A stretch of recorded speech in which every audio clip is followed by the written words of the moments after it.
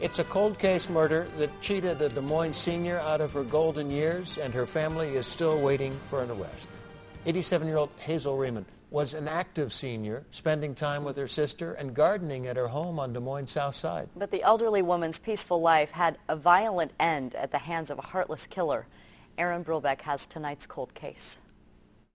What makes this cold case especially disturbing isn't just the brutal nature of it, or that the victim was murdered right here in her home on East Watrous Avenue in Des Moines' South Side.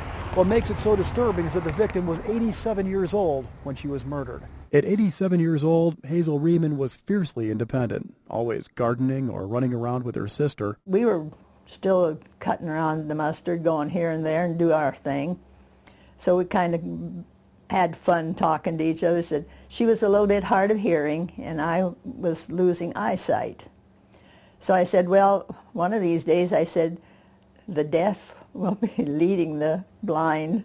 We'd always kind of joke each other about that. Helen and Hazel were more than just sisters. They were best friends.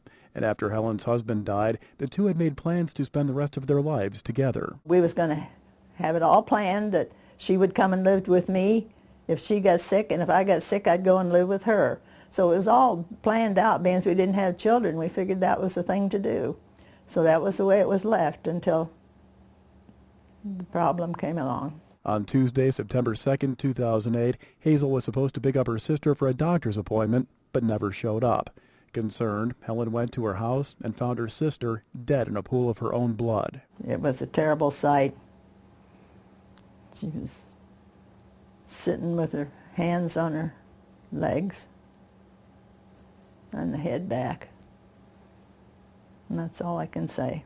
Police believe someone broke into Hazel's house the night before, but she was no weak little old lady. She fought back, breaking 6 of her fingers, punching her attacker before he plunged a knife into her heart. The officer told me that she had put up a terrible struggle fighting to break her fingers like they did.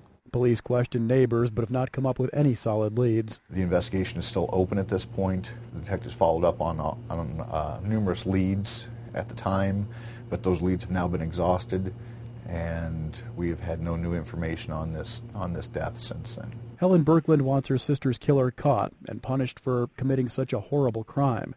She's trying to move on, plans on doing some deer hunting this season to try to get her mind off the murder. But she says it's hard being alone now, and she misses her friend. You don't have anybody that you can go and have companions with. So I'll get by, but it's been pretty darned hard. You miss her, though. Oh, terribly miss her. Every day. Every night. Channel 13's Aaron Brulbeck reporting. If you have any information about Hazel Reimann's murder, please call Des Moines Police. And to learn more about cold cases around the state, check out iowacoldcases.org. There is a link to the site on our website, WHOTV.com.